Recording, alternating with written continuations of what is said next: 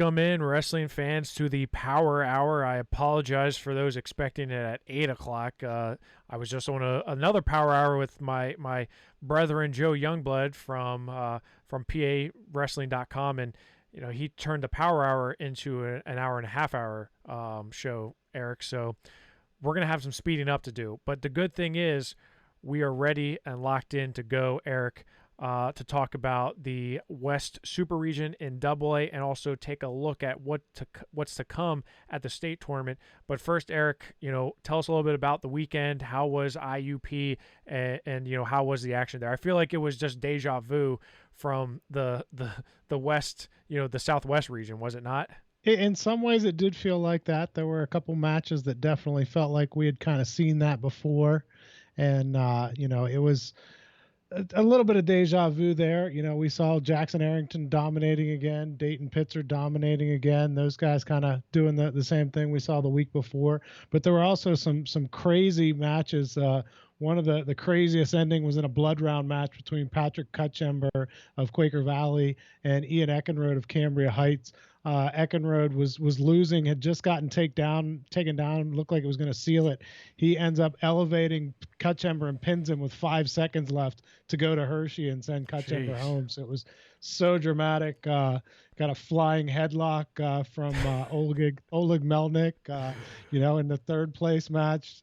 Almost had a coach fight in a heavyweight match. Like there were some crazy things going on. Yeah, it certainly looked like so, and I don't want to waste any time with the way Joe put us back. So let's get right into 106 pounds, Eric. And you look at the winner. That's Hunter Robeson from Sagertown, a guy we're familiar with. He was at the Surge a couple years ago.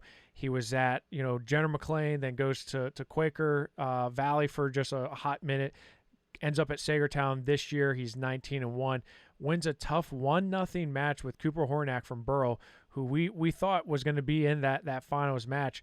Robeson, a junior versus a freshman, he gets the win. What did you like about him in that finals match to really get that 1-0 win? Just the toughness. You could see, he's a junior 106 pounder. You don't see a lot of those. So he was really mature, and he was a guy that, obviously really tough to score on. He gets the shutout there over Hornack, who's been fantastic all postseason and really all season. So just a kind of a gritty, gutty win by Hunter Robeson, and, looks like a guy who could be a state finalist, state champion. Yeah, I would agree with you there, Eric. And you look at the rest of the field here, and this was a deep weight class if you look at the state rankings, right? Because you had Robeson, Gill, Hornack, Bainey, and even Hunter Gold from Conneaut, all kind of in that top 10. And Landon Bainey loses to Robeson, drops down, loses to Gill. Gill, he takes Hornack to 3-2. That was a tough match, but you look at some of these wrestlebacks. Gill beats Gold 3-2 to get to the blood round. Bainey pins Cazales to get to that third and fourth place match. Hunter Gold then beats Cazales in the fifth place match. I think there was a lot of close, between that 1, 2, 3, 4. I really think there's a lot that, there's not a lot that separates them. No, I think if you wrestled this, 2 or 3 weekends in a row, you might get some different results out of it. But it was a great event overall for these guys, to really get tested. And like I said, Robeson was the guy that came out on top and, showed that he can grind out a win. So if we go and look at the state tournament bracket, Eric, Chase Burke from Benton is at the top.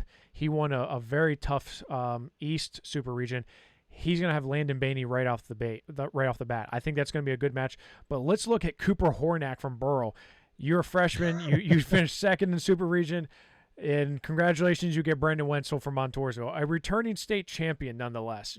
So that kind of sucks. But Wenzel, we've seen him have up and downs this year. We saw him at Powerade lose, and he did lose in the East Super Region. comes back to take third. But, I could see a potential all-District 4 semifinals here with Chase Burke and Brandon Wenzel. Aiden Smith from Notre Dame is very tough. Him and Louis Gill, both are freshmen that were high on our top incoming freshman list. But I think Hunter Robeson from Sagertown is kind of in the driver's seat to get to the finals on that bottom half. Yeah, and I think we're probably going to say this a lot, but with an 8-man bracket, you're like, man, those are all good guys, and they are. They should be. They're all yeah. state medalists, right? So yeah, but you look at that and you're like, wow, Baney gets Burke in the first round, and like you said, Cooper Hornack's a runner-up, and his reward is Brandon Wenzel. It's like those are really ridiculous first-round matchups, but we're in the state quarterfinals now. Yeah. Let's go to 113 pounds. And can you try to explain 113 to me, Eric? Because I can't make heads or tails of this. So okay, I got the inside info. Okay, Cohen Baney did not eat well last weekend. He ate Reese's Cups, drank too much Gatorade, and frankly, I was shocked whenever I didn't get to see him and Vargo, but I really thought that was going to be a good match in the regional, and I was shocked whenever Chris Vargo majored him. And that's nothing against Chris Vargo. He's a quality freshman. We know that, but we also know how good Cohen Baney was. So I was really surprised by that, and I was probably less surprised by this weekend Baney beating him than I was by last weekend Vargo majoring Baney. And I think Baney's a really good kid, and I think we've all probably underestimated Bryce Beatty, who just keeps going out to IUP and making the finals. Yeah, right. I mean, all he does is make finals at IUP. So let's start with the Chris Vargo Callan Bowman match, right? So Bowman has a very, he kind of falls apart at the Southwest region, and you're thinking, okay, like you have a shot to beat the guy who won that bracket here in that first match, and he takes him the tiebreaker too, right? Sophomore versus a freshman. But Vargo, I thought, was very impressive to get that win. That's a hard-fought win in that match. Crazy thing about this, and I think Dyson pointed this out whenever we were there were no takedowns in that match. Like it was all reversals and back points. Like it was a crazy match. I mean, you thought that Bowman or that Vargo had it wrapped up, and then you thought Bowman did, and then Vargo comes back and takes the lead, and then we go to overtime, and it was just a crazy match. Really entertaining first round matchup for the Super Regional. And like you said, with all these good wrestlers here, you're going to have these really good matches early and often.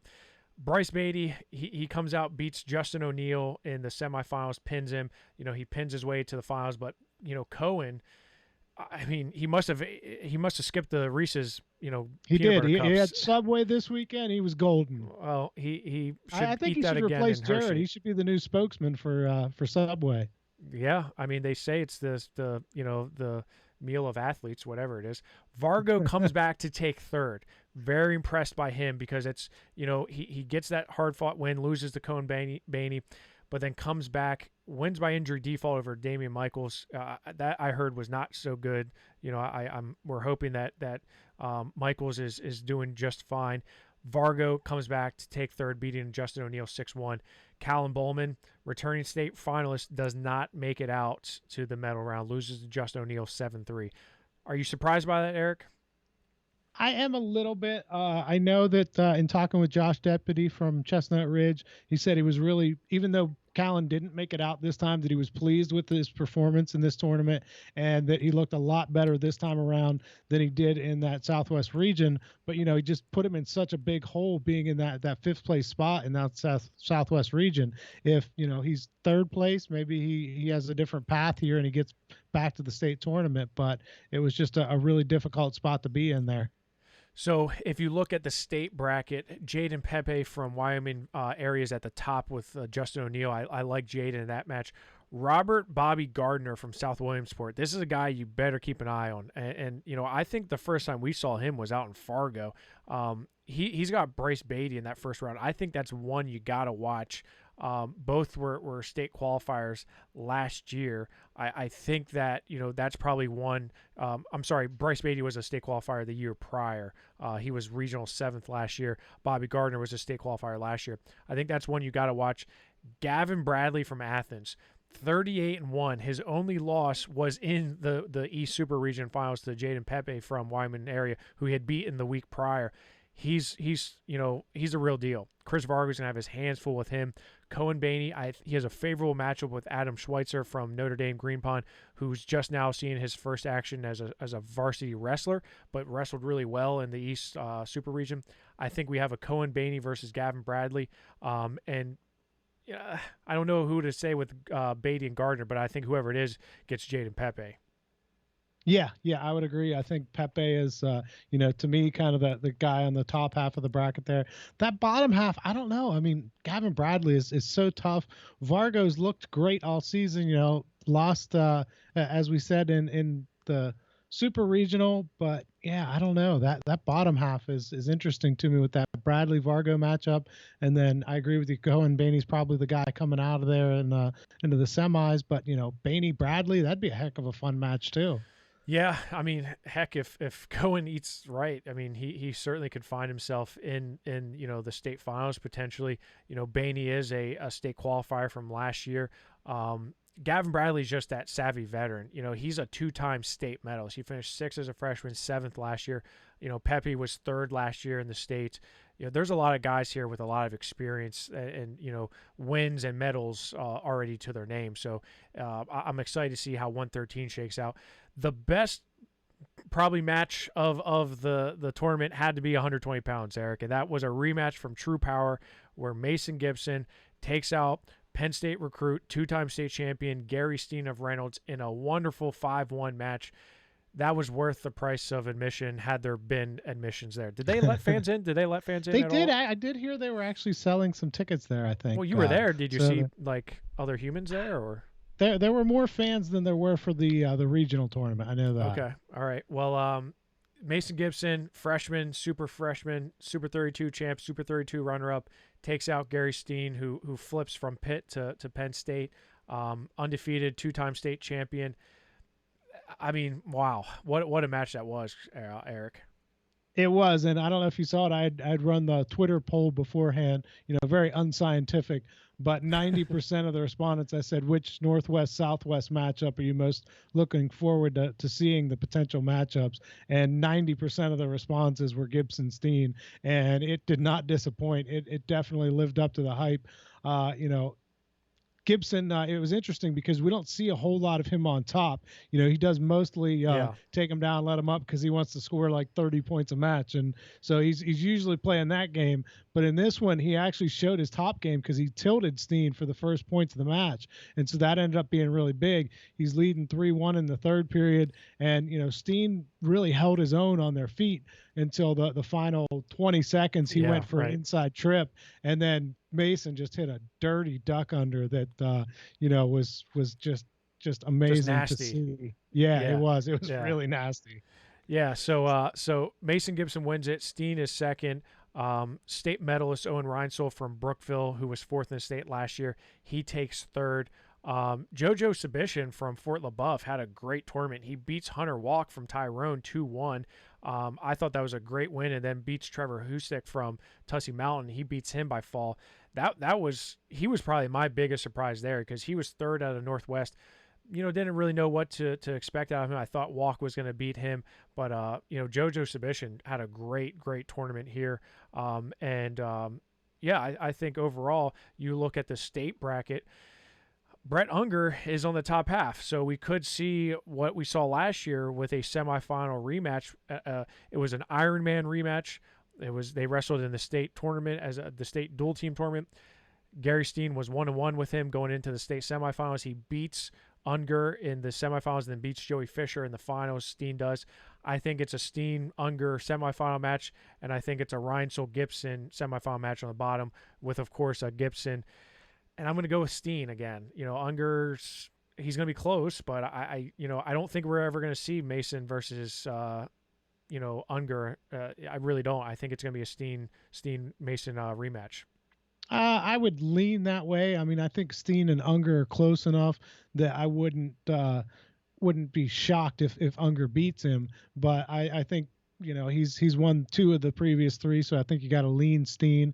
And then, as you said, Mason Gibson has seen Reinsel twice this season and majored him and teched him. So I think Mason is certainly the safe bet to come out of there on the bottom half of the bracket.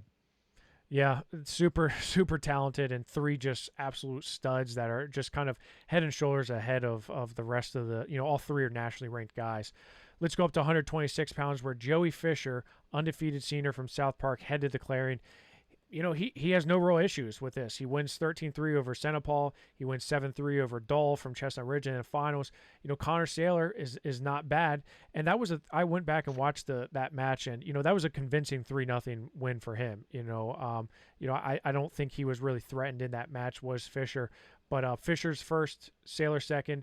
McLaughlin from Greenville Chase is third, and Ross Dahl takes fourth here. I think after Fisher, it kind of opened up a little bit. Connor Saylor beats Chase McLaughlin from Greenville. That was a rematch from the Northwest Region tournament. I thought, okay, let's see what you got against Fisher, but not a lot there. And I think Fisher's just kind of poised to get that state title that's been elusive to him thus far. Yeah, I mean, we've seen him, or I've seen him a couple times, with Powerade, with the regional, now the super regional. I mean, he just looks really solid, and he's always had a lot of offense. Right now, he's really tough to score on as well. So that's making for a really tough time for opponents of Joey Fisher. Now look at who finished in the bottom half. Russ Dahl was third in the Southwest region. He beats Braden Johnson from Port Allegheny, but then he beats Cooper Gilhan from Baldigo area 4-2, who had just beaten Easton Toth from Forest Hills. I feel like there was kind of a reversal there, because Dahl was third, Toth was second, and Cooper Gilham, he's kind of in that mix there. But I just feel like those three, you could throw them in a bag, and you just never really know who's going to come out on top of that. No, because Dull lost to Toth in a dual meet earlier in the year, then beat him last week at the regional. So those guys were back and forth. Cooper Gillum, as you said, is a guy that can win that. Just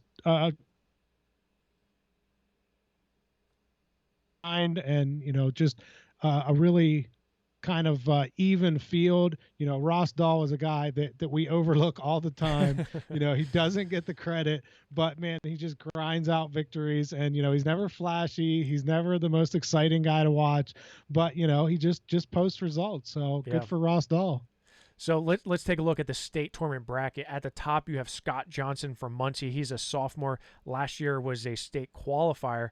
Super highly touted freshman coming in. Was unable to make it to the podium last year, but man, this year he's having a great year. He beats Gable Strickland from Benton in the East Super Region. Gable Strickland was a guy who I thought, could really push Joey Fisher. He's a two-time fifth place finisher, is Strickland. He's going to Lock Haven, so a couple, PSAC, future PSAC rival schools there. Yeah, potentially going at it here. I think it's going to be a Strickland and Joey Fisher. I don't think Fisher's going to have any issues with Nolan Ziegler from West Perry. I think Strickland comes out from that bottom half, so I think it's going to be a Strickland versus Fisher semifinals. I think Gabe Gramley is going to beat Connor Saylor, and I think Scott Johnson. I think you're going to have three of those District 4 guys all in the semifinals, because they are all that good. Strickland, yeah, we talked about medalist. This a couple weeks ago with Mitch Rupert. Yeah, we did. You're right. Yeah, that weight class and just how loaded it was in District 4. Yeah, so but I'd fully expect Fisher to come away with a state title. I just can't see him being denied. He wins the Powerade. We saw him at True Power. The kid's just ready to rock. And the thing I like about Fisher is he's loose. He's ready to go. He's not uptight. He's not nervous. He's just kind of letting it fly. He's having fun. He's just having fun and wrestling well. So I think those two go hand in hand. Yeah, I mean, he's a guy that he's been on the big stage. He's won Fargo. He's been to the state tournament multiple times before. I think you're right. I think he's just, he's already got the commitment out of the way. He's not trying to impress college coaches. He's just going out having fun and picking up W's. So another guy who's having fun and could probably be charged with assault and battery, and that is Jackson Arrington.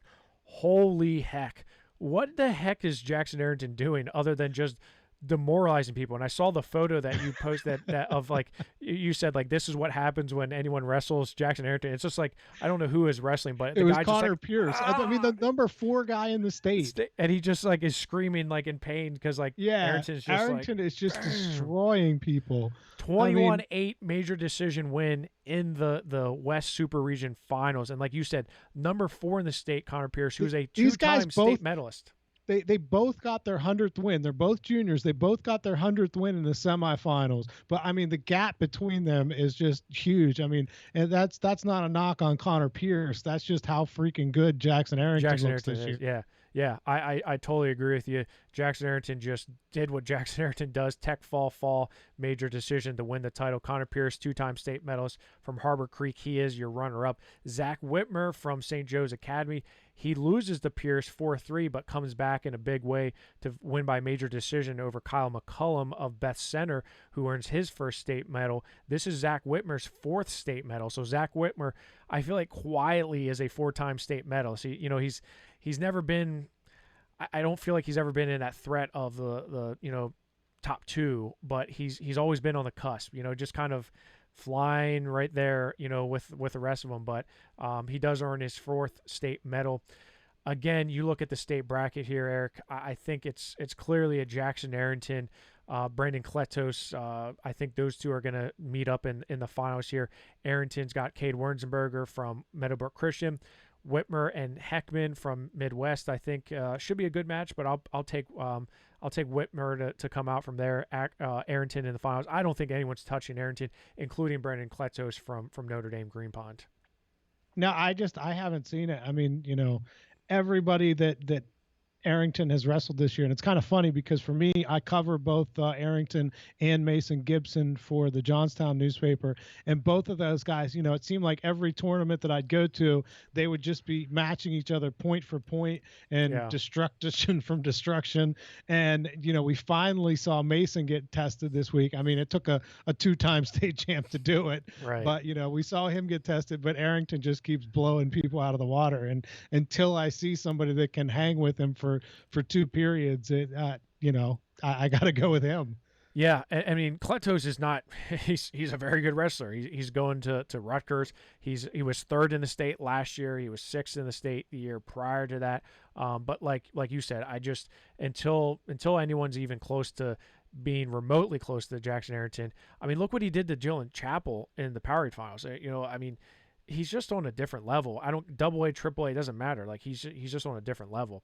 Let's go to 138 pounds in the West Super Region. Brock McMillan again beats Ian Oswalt from Burrell in the finals 5-1. This is like the 4th time or 5th time in their careers that Brock McMillan was able to get a win there. Oswalt 2nd. Monol from St. Joe's Academy, kind of like Whitmer, kind of stuck behind 2 buzzsaws, but he finishes 3rd. Carson Flyer from Mercer kind of surprised me. He ends up taking 4th here. There wasn't a lot of depth outside of McMillan and Oswalt here, Eric. So I wasn't totally shocked to see just, Carson Flyer come out with a win over Foster and then Nolan Schaefer to get to that 3rd and 4th place match.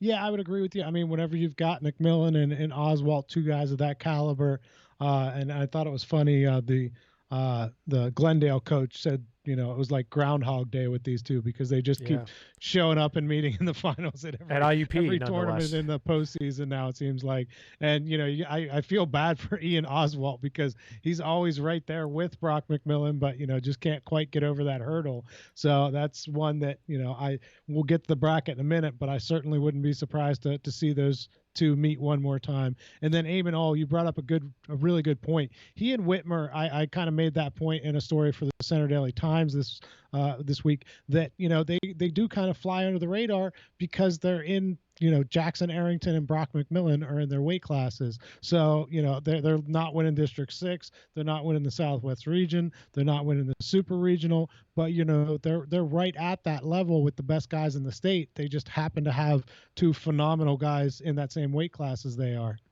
Yeah, and we talked about where they match up in the state bracket, and Ian Oswalt is going to have his hands full with a very, very tough freshman, Connor Hare from Montgomery. Very, very impressed with him. I'm not saying he's going to be on the same level as Oswald, but I think he's going to push him. Aldurfer from Faith Christian Academy, who we saw at Powerade, he was down at 32, goes back up to 38. I'm not sure. We'll see if that pays off or not. David Kreidler from Allentown Central Catholic had a great East Super Region.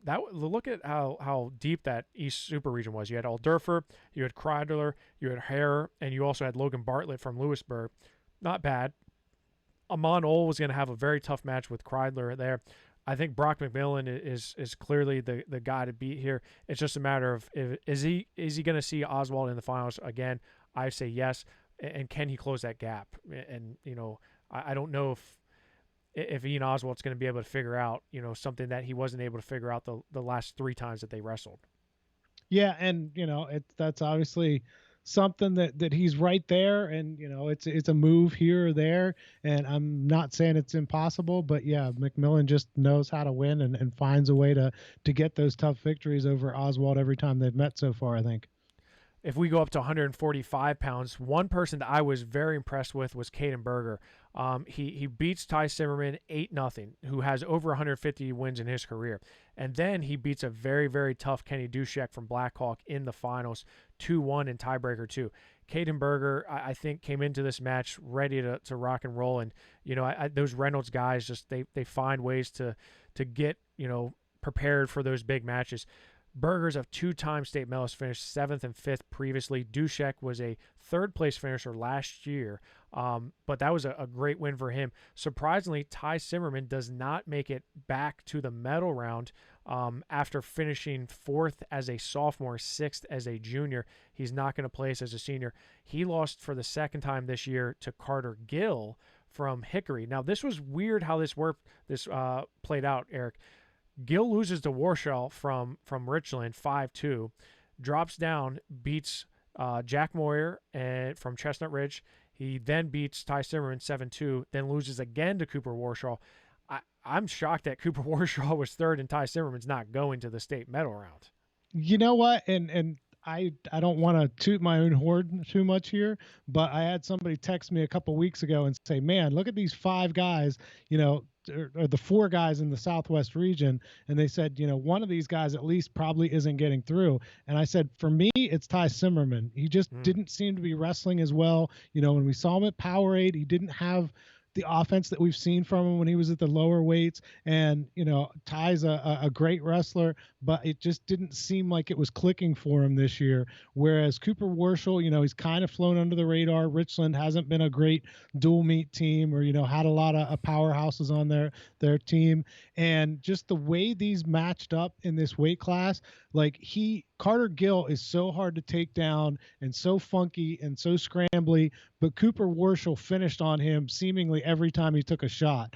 He finished cleanly, and that was the difference there, that Ty Zimmerman couldn't finish cleanly on Gill, and it just gave him fits. And Cooper just took him down, I think, 3 times. I guess it was only 2 times in that first matchup, but, just was able to finish really easily on him, which most guys can't do. And that was really the difference for him in this, is that he was able to finish on those. So there were just a lot of stylistic differences in this 145 weight that, I'm not sure that Warshall beats Zimmerman in a matchup, but he could beat Gill and Gill could beat Zimmerman. Yeah, so it was kind of, just depending on how styles worked out.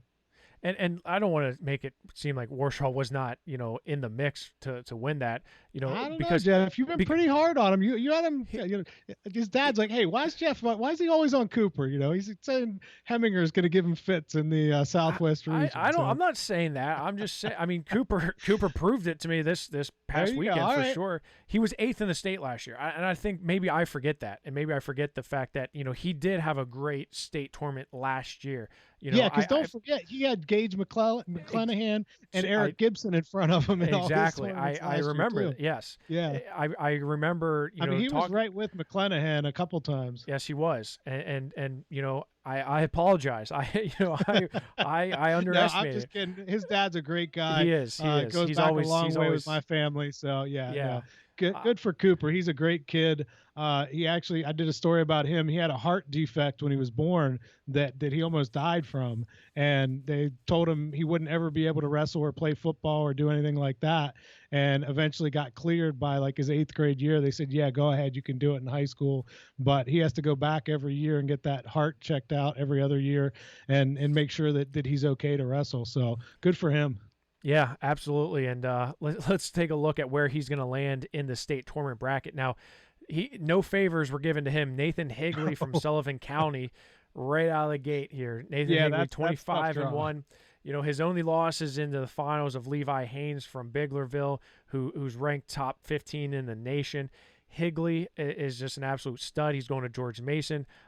Last year, he was 4th in the state. He was a qualifier as a sophomore freshman. He was 6th in the state. I like Higley a lot. Warshaw, though, hey, you know, he can find a way to take him down and beat him.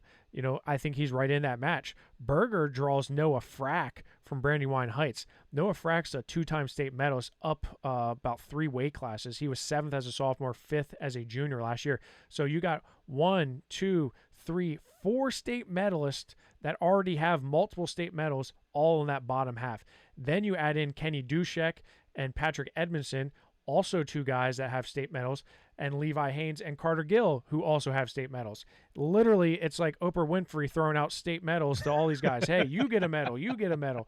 You know, Carter Gill, again, hands full was Levi Haynes. Levi Haynes, to me, is the guy here. It's just a matter of how the rest of them shake out. Kenny Dushek, Levi Haynes, I think could be a good matchup. We saw Kenny Dushek at Powerade wrestle really tough, but I don't think anyone can really hang with Levi Haynes.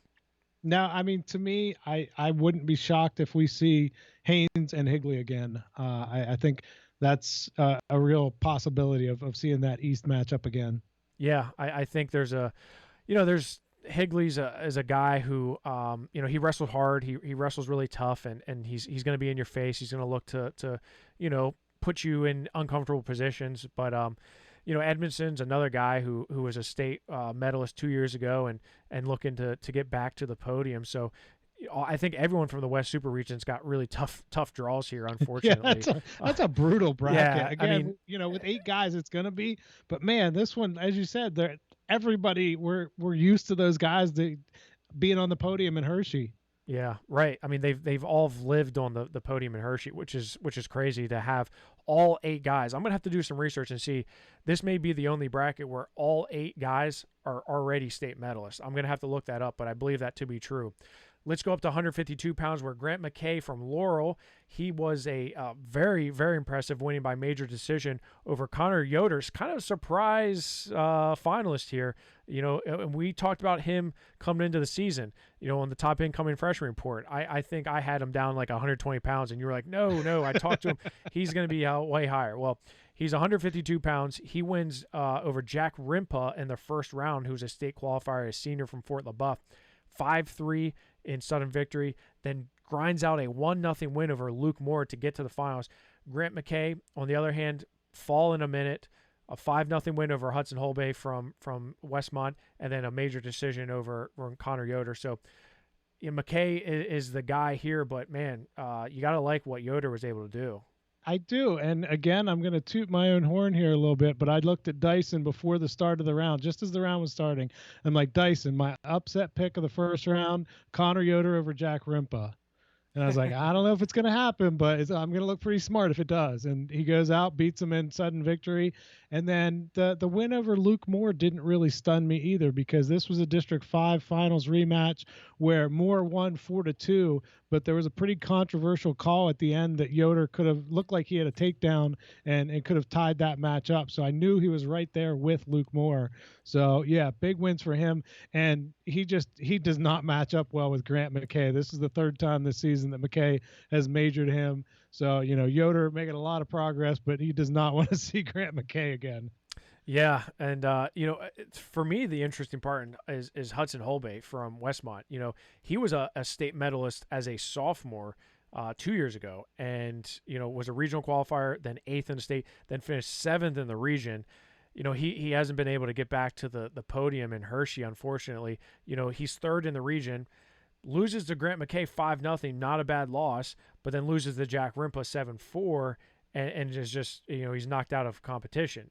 Ends up winning in the 5th place match, but like you talked about with matchups and at 145, maybe head to head Connor Yoder and Hudson Holbach, Hudson wins, but just the way the and he bracket did last week. Oh, I know that, but I'm saying, like, even in this matchup here, like, even if they wrestled a true 4th, if you will, right. or it's maybe it's going to happen a different way, but and that's the way a lot of wrestling is. I mean, one guy can, and we see it how many times when we're doing a ranking and we're like, okay, 2 beat 3, but 3 beat 1, and you're like, man, what do I do here? Because these guys, depending on who wrestles who, one guy may win, and it's just, it can be a mess, but that's what makes it fun too, because different guys have different strengths, and it can play out differently depending on who you're facing. 160 pounds, AJ Corrado from Burl finds a way to win, not easily. Wait, didn't we skip the state bracket there? Did we skip it? Yeah. Okay, let me go back to it. Why do you hate 152 pounders? I mean, it's, I thought Cooper Warshaw was in it, and I thought Cooper was in it, and I want to disrespect him so much. Honestly, I'm going on my 2nd straight hour of podcasting. Yeah, it's all Joe's fault. Clearly Joe's fault. I'm on, sleepless nights. I'm changing diapers. There's a lot going through my brain right now, Eric. Let's talk about the state bracket. Devin Deem from Montgomery, Jack Rimple on the top. Dalton Gimber, Connor Yoder. Gimber is a guy who is I feel like he's been around forever. I mean, he has, he was a state qualifier as a freshman, was a state 8th place finisher as a sophomore. He had a good tournament in the East Super Region. Michael Dugan, Luke Moore, Alan Alexander, and Grant McKay. I can't see anyone here touching Grant McKay. I just can't. I don't see anyone. I hate to say discount everyone else, but I just can't see anyone else touching Grant McKay. Yeah, and I'll admit I don't know as much about these East guys as I do a lot of the other weight classes. Devin Deem, I looked him up and I'm like, wow, he wasn't a state qualifier last year, but has really turned it on this year, because I do know Dalton Gimber, and that he's able to finish ahead of him. I mean, that's impressive. But yeah, to me, it looks like Grant McKay is kind of the guy here. Yeah, I mean, we talked about all the medals from 145. At 152, there's not a whole lot of state medals. Isaac Corey, who doesn't make it out of the East Super Regions of state medals, he was 7th from Montoursville.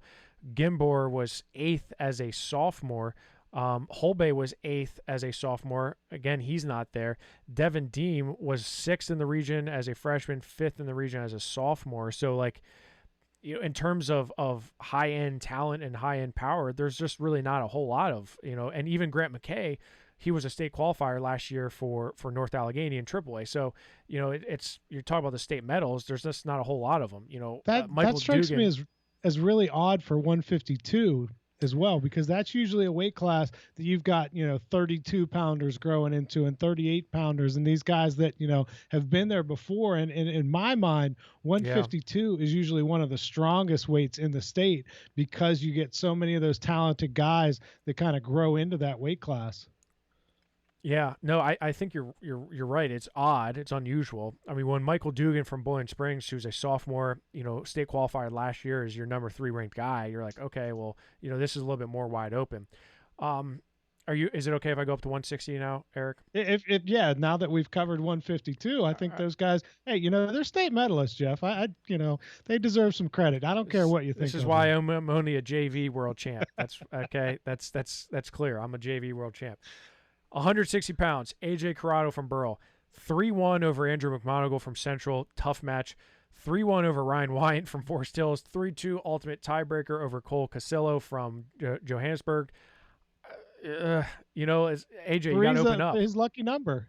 Well, yeah, I guess so. Well, he's a state finalist from a year ago. Clearly one of the top guys in the state. 150 plus wins for him. Let's just talk about this real quick. AJ Corrado wins it. Ryan Wyants takes him to overtime, then goes down, beats Hunter Wietosh from Phillipsburg, Osceola, loses to Oleg Melenek from Carleton. What happened there, Eric? Flying headlock. And It's been a strange postseason for Ryan Wyant and Oleg Melnick. Wyant teched him.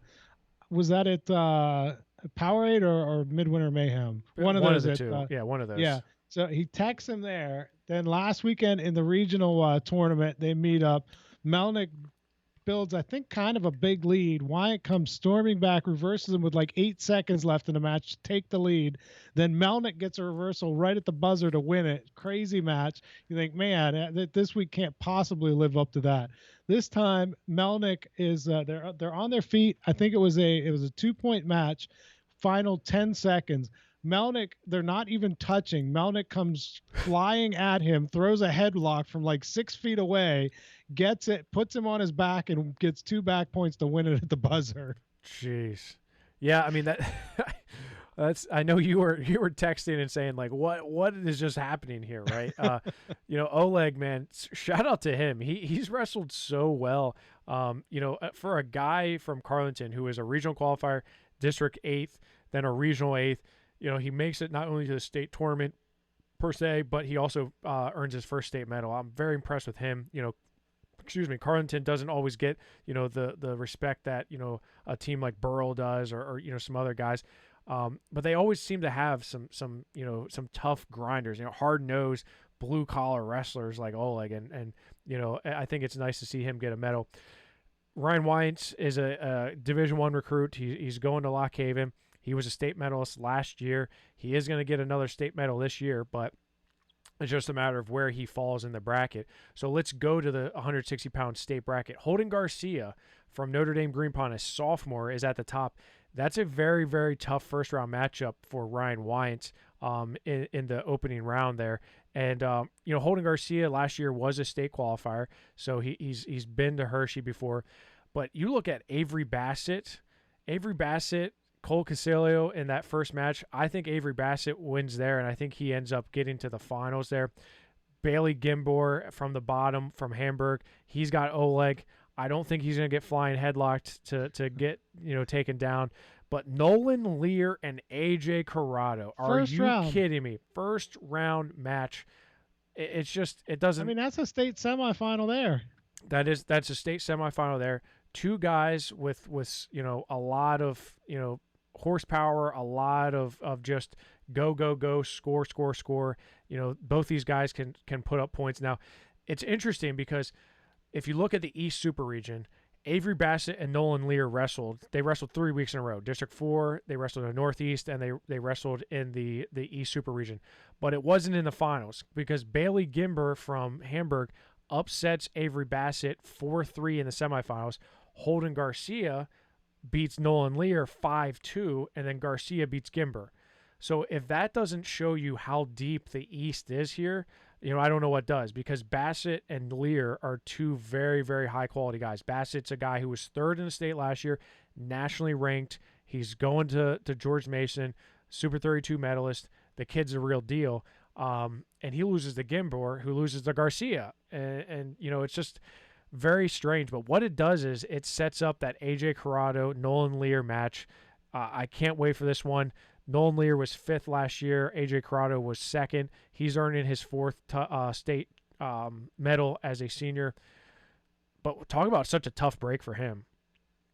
So he could have to, the East is just incredibly difficult, and this is what would make it so difficult. But, Corrado to win a state title could have to go through Nolan Lear, Bailey Gimbor, and either Avery Bassett or Holden Garcia. Yeah. Right. I mean, how brutal of a road is that to get to a state title? Imagine. So last year you're a state runner-up, and you think, all right, next year I'm a senior. It's supposed to get easier. Right? It's supposed to, and it certainly is not potentially for AJ. But he's a heck of a wrestler, very nice, young man, and I love all those Burrow guys, and win, lose or draw. I think. He's going to be just fine moving forward in life and in wrestling. So, but yeah, talk about just such a deep bracket. Now, unlike 152, you've got a lot of guys here with state medals. AJ Corrado, Avery Bassett, Nolan Lear, Ryan Wyants, they all have state medals. Bailey Gimber's looking for his first state medal. Holden Garcia, same thing. But yeah, it's a little bit more. You got a little bit more depth here, so it should be a lot of fun. Let's go up to 172 pounds, where the freshman Rune Lawrence from Fraser, following in his footsteps of older brother Thane, he gets the super regional win again over Malachi Duval of Penns Valley, 9-4 in sudden victory. Eric, can anyone stop this freshman? Well, you mentioned deja vu, and this was one of those matches because both of these times, just the way things have worked out, I was trying to do an interview whenever this match started. By the time I get to Matt's side and see what's going on, Malachi Duval has a lead. It looks like he's in cruise control, going to win the title, and Rune Lawrence just comes storming back and finds a way to beat him.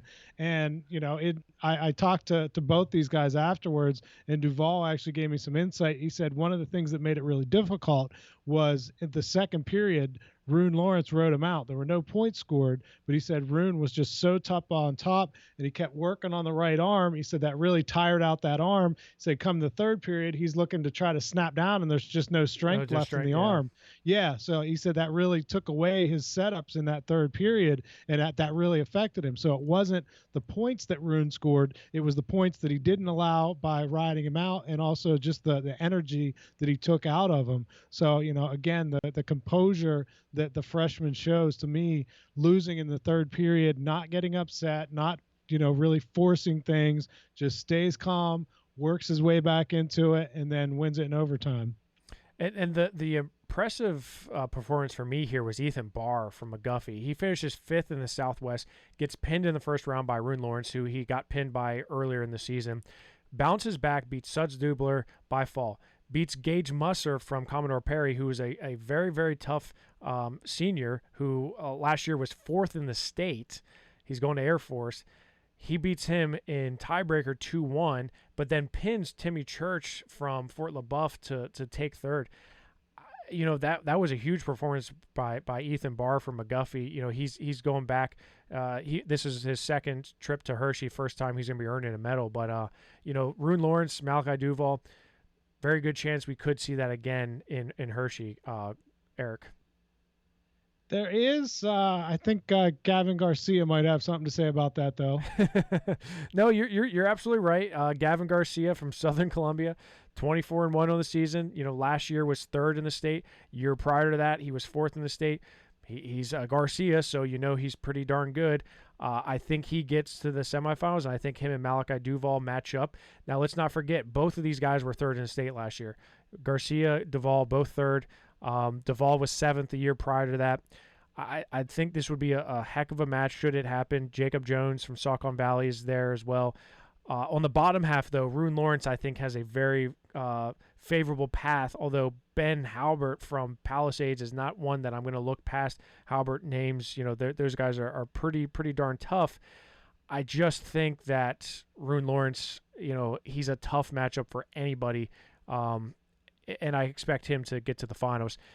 Gavin Garcia, he better come prepared to wrestle a guy like Rune Lawrence. Well, and like I said, I'm not saying he gets past Duval. I think that's going to be a fun semifinal that we'll probably see is Garcia and Duval. And then if we do get that Garcia one, that one's interesting to me because remember Gavin Garcia was the stud freshman a couple of years ago, coming off all those PJW titles that he won, and to see him now be kind of the elder statesman as a junior taking on the up and coming guy in Rune Lawrence is kind of fun. Yeah, no, you're right. It's kind of a reversal of roles there for, the passing of the guard, if you will. Let's go up to 189 pounds, kind of like 113. This was just bonkers as well. So Ethan Finch, I've been super high on him since he finished fourth at the Super 32, signs with Pitt a week later. He's the real deal. He beat Shane Kemper 9-0 in that first match. You're thinking, okay, you beat a returning state medalist 9-0. You're in pretty good shape. Then he takes Cutchember to overtime, 8-6. He wins that, goes against Trent Schulteis. He is now, he wins 5-3.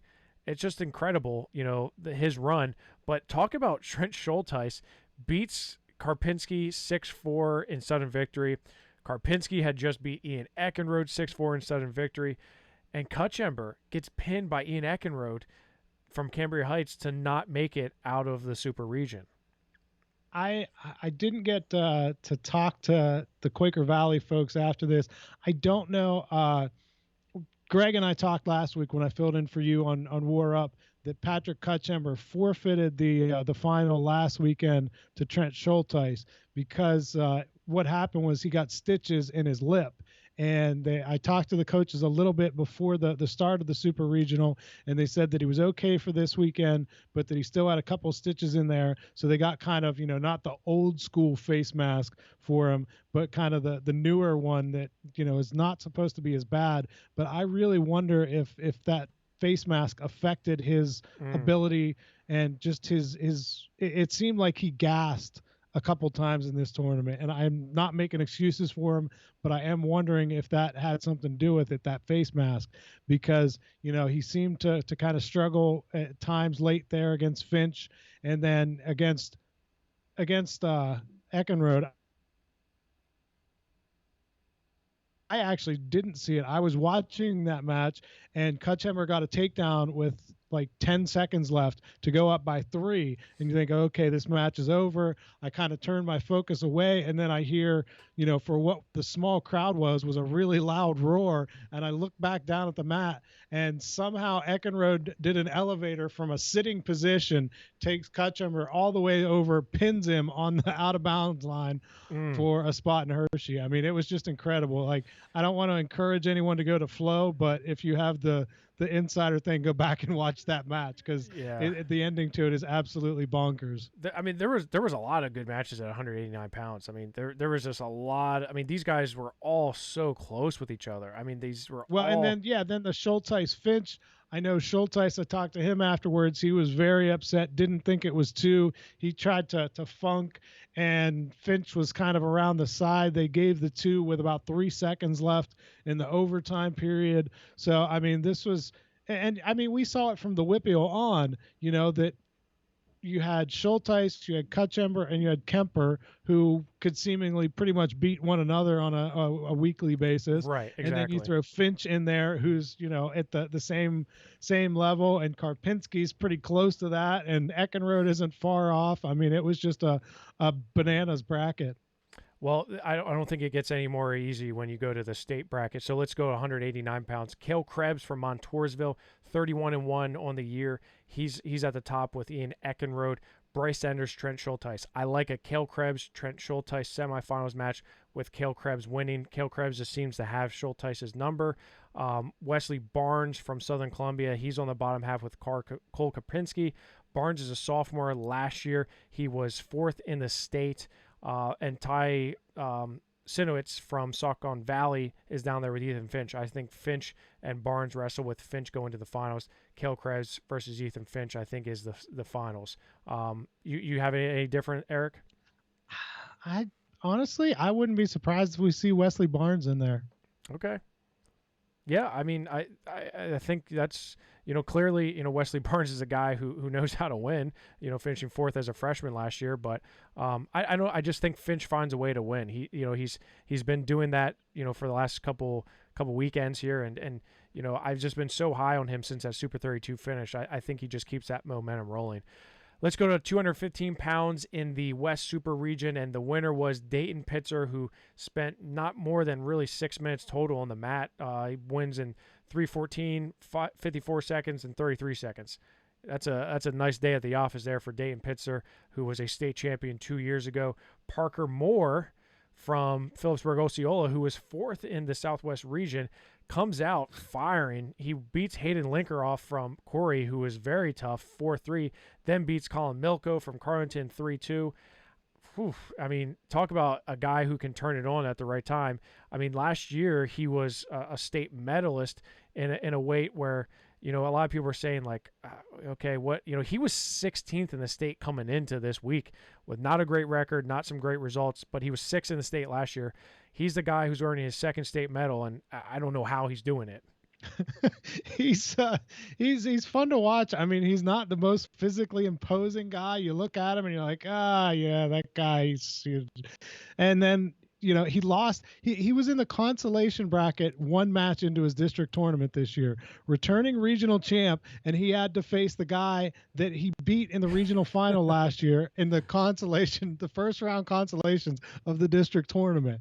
And he keeps I think last week he had to wrestle Pitzer in the first round, and it's just he just keeps getting all these obstacles thrown in his way, and he just keeps finding a way to make it through. So Parker Moore is like the little engine that could, and he just keeps finding a way. But you throw Dayton Pitzer in front of him, and that's a little different kind of obstacle. That engine, that train's coming to a complete stop right quick at 215 Dayton pounds. Pitzer is like that old, the old cartoon where you paint the tunnel on the side of the mountain. And he's the mountain, and just people run into that, and that's the end of it. Yeah, and they're never to be seen again. Hayden Linkeroff comes back to take third. Eli Reese, are you kidding me? From Knock, he's third in the Southwest region. He was in AAA prior to this. Knock was. He comes down from heavyweight to 215, earns a state medal. Shout out to Eli Reese. What a great performance to end his career. He beats Colin Milko, who again I feel like has been around forever, from Carlington 4-2 to get into that third and fourth place match. Cale Black from Eisenhower, who I was very high on. He was state sixth place last year after losing to Pitzer, falls to Linkeroff from Corey. Yeah, how's that for a bad draw? Yeah, that's definitely a tough draw for him. Linkeroff is a guy who beat him the week prior, but it was a tough draw for sure. If you look at the state bracket, it gets a little interesting because you have Cale Krebs at the top. Now, Cale Krebs or I'm sorry, I don't know why I said Cale Krebs. Dylan Bennett, two Montoursville guys. They're both very good. Dylan Bennett. Did you on the see top Dylan half. Bennett just committed the pit for football? Oh, I did not. For football, not wrestling. Yeah. Oh, okay. Are you a big Narduzzi fan? I know people hate him. I don't know if you're a fan of him. I don't have a problem with it. I feel like they're just mediocre. mediocre. See him win some more games, but yeah, he always has an excuse. As Mike Tomlin would say, the standard is the standard. Dylan Bennett is at the top half with Eli Reese. I like Bennett there. Dante McHaffrey from Saucon Valley, Parker Moore. Who knows who wins that one? Honestly, if Parker Moore can find a way to win, he probably could be a state semifinalist. If they put it in IUP, I'd have him in the finals. Okay, if it's at IUP, he probably wins. Nate Wickersham from Tamaqua, from out in District 11, he's pretty tough. He's got Linkeroff. I like that matchup there. He was actually a state medalist last year, was Wickersham from Tamaqua. He finished in 8th place last year. Linkeroff, on the other hand, was a regional 5th place finisher 2 years in a row. Savari Shelton from Bermudian Springs is an interesting matchup. He didn't have a great East Super region. He's going to have Dayton Pitzer start. I don't, again, see anyone touching Pitzer throughout this tournament. Dylan Bennett, he beat at the Powerade tournament. I expect a Pitzer-Bennett final. Do you have it any different, Eric? Nope. I think that one is almost set in stone. Okay. Pitzer is, other than Nick Feldman, he just seems to be on a completely different level than everybody else in the state. All right. So we are going to end it at the craziest weight possible, and that is heavyweight. My gosh, this was bonkers as well. So Nathan Taylor, it really proved himself to be the guy here. He gets a fall over Matt Watkins from Tussey Mountain, gets a fall over Guy Rocco John Danello from Reynolds in 1:37. So he's only on the mat for 2 periods total. Then he gets a major decision over Marvin Beatty from Marion Center, who was probably one of the hottest wrestlers coming into this tournament, having the great regional tournament that he did. And Taylor just takes it to him. Major decision. The story for me is not having that Jalen Stevens Nathan Taylor match. I think we were all kind of looking forward to that. Jalen Stevens, a guy who has been on the cusp year after year after year, loses to John Danello from Reynolds, 3-1 Sun victory. He comes back to take 4th place. This one was, other than Nathan Taylor, Marvin Beatty, yes, he had a great super region or Southwest region, but he wasn't close with Taylor. No, and just a little side note here, the Beatty Miles was interesting because that's where the coaches nearly got into a fight at the end. It was pretty heated. These two wrestled the previous week, and Miles took an injury time as he was about to go to his back, and he did it again this week. and the Marion Center coaches were not happy about that. Not so And pleased. Miles is a guy who tries to throw everyone with mostly successful, and he did throw Beatty in this one and put him on his back and was winning 5-0, I think it was. And Beatty came all the way back, got a takedown, I think, in the final 20 seconds to take the lead, and then pins him with almost no time remaining. And then the coaches were screaming back and forth, and some hand gestures and some R-rated conversation. Hey, And look, it's not a wrestling tournament without some hand gestures and some R-rated comments. All right. One of the things that I've found is the biggest things that not having fans in there means is that the coaches can hear each other at almost all times, and that's not a good thing. When you hear coaches, you can hear what they're saying to their kids, and the other coach can hear what they're saying to their kids, and they can yell at each other. Like, I don't know how many times I've seen that the past couple weekends where coaches are yelling back and forth in the middle of a match, screaming at each other about what they should be doing and what they shouldn't be doing. And just ask my boy Terry Brands. I mean, did you see that? I didn't. I saw something about it, but I didn't go on Twitter. It's It's pretty funny. Terry Brands is clinically insane, and I love him so much. He's awesome. But yeah. So 285 bonkers. Yeah, Taylor's just he's on a different level. I say all the time, I love when a guy grows into these upper weights. And, Taylor was a guy who was a medalist last year at 220, and he's not as big as some of these guys, but man, is he put together. There's not fat on him. He's just a big boy, and, he's so athletic that he really gives some of the guys that do have weight on him, he still gives them fits because he's just so fast and quick and strong. Now, how about Jordan Shell from Girard? He wrestled really well. He gets pinned in 22 seconds by Mitch Miles, comes back and wins 3 straight to take third, including a 1-0 win over Jalen Stevens. I mean, that was very impressive to me. Yeah. And Shell's a guy I didn't know too much about, and just is able to kind of grind out a couple victories there. The Stevens ones, he seems to always be in those low scoring matches, so that was interesting. But yeah, able to bounce back from that Miles loss. And if you go back, I bet Miles he might have 20 pins in under a minute this season. Like, it's incredible the number of falls that he had in under a minute. But, he was always looking for that big move, and when he couldn't get it, it's tough for him. So, yeah, that was a really interesting weight. And I didn't even realize, Danelio beats Stevens in the first round and then doesn't make it out. Nope, doesn't make it out. Yeah, I mean, it again, just a crazy kind of bracket here, and a lot of guys are earning their first ever state medals. You have Marvin Beatty earning his first state medal, 3 trips. Shell earning his first state medal. Mitch Miles earning his first state medal. Mitch Miles he's not earning his state medal. He didn't make it out. Riley Robel from Bishop McDevitt earning his first state medal. So you look at the state tournament bracket. Eric, look at Riley Robel from Bishop McDevitt, Jalen Stevens' first round matchup. Now, Riley Robel, you talk about Nathan Taylor. Riley Robel is a guy who grew from a 220 pounder to a heavyweight. Didn't I see he was at 82 last year? Yes, he was. I don't know if he was an finished. 82 pounder. He's wrestled. Yeah, well, if you remember, he was at the Surge last year, right? Yeah, 200. What year was that? 2019. He was at the Surge last year, wrestled 195. He did end up wrestling 182 in the postseason. Now he's a 285 pounder, undefeated, 28-0 on the year, and won the East Super Region. He's got Jalen Stevens first round. I don't know what to expect there. I mean, if Jalen Stevens wrestles like he has been, it's gonna be tough for him. Emmanuel Ulrich from Mifflinburg, I really like him. He's a sophomore, 31-2. Him and Marvin Beatty should be a really good match. Jordan Shell is gonna get Hogan Swinsky from Bermudan Springs, who's very tough in his own right. Caleb Burkhart from Hughesville's get Nathan Taylor.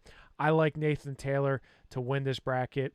I don't care who they put in front of him. I don't care if it's Robel, Stevens, or Beatty. I think this is going to be a Nathan Taylor's to win. Yeah, and I was really interested in seeing Nathan Taylor last year because, like I said, I knew that he was a really good 220 last year, but I was interested to see how he would handle some of these really big athletic heavyweights that there were in the Southwest region. And you look at those results and you say, yeah, he had no problem at all with that. The weight was not an issue at all. I don't see it being an issue this week either. I think he's your 2021 state champion at heavyweight. You heard it here first. True power participant Nathan Taylor is gonna win it all. Eric, an hour and 7 minutes. So we're a little bit over the power hour, but it's certainly very much under the power hour that I did with Joe Youngblood. I was getting texts during the show. I got pictures of my kid upstairs saying, "Daddy, please come to bed." So apparently I gotta go. Either change a diaper or tuck somebody in. So just tell her it went to ultimate ride out. You had to win that JV world champ title again. She asked. She's like, "I don't understand your shirt." I'm like, "You wouldn't understand." I love my wife, but she wouldn't. Wouldn't get it. How much did the fact that it was green and black play into your purchase? Oh, I mean, probably 90% of it, but also because I wrestled JV for a period of my high school career. So it green and black. Yeah, right. I mean, everything was perfect. It was like everything just worked out. Yeah, Eric, I can't wait for this weekend. I won't be there, but I will be there in spirit, and you'll be there rocking and rolling for PA Power, and it's going to be a lot of fun. So appreciate you taking the time out tonight to talk with me about the state tournament coming up and recapping the West Super Region. Yeah, had a great time doing it. It was a lot of fun. It will be different without you there in Hershey this weekend, but I'm sure you'll still be texting us and tweeting us and following along at home. Maybe a little spit up on the shirt, but yeah, you better believe that. I was watching Big Tens with Little Gentry yesterday, and he was happy to see Spencer Lee and Mikey Kemmerer win, and I had to cover his ears when Terry Brands was talking. I don't want to get in any bad habits early, but so we're gonna have some fun. But yeah, we're looking forward to it. Again, appreciate your time here, Eric, and we will talk to you very soon. All right.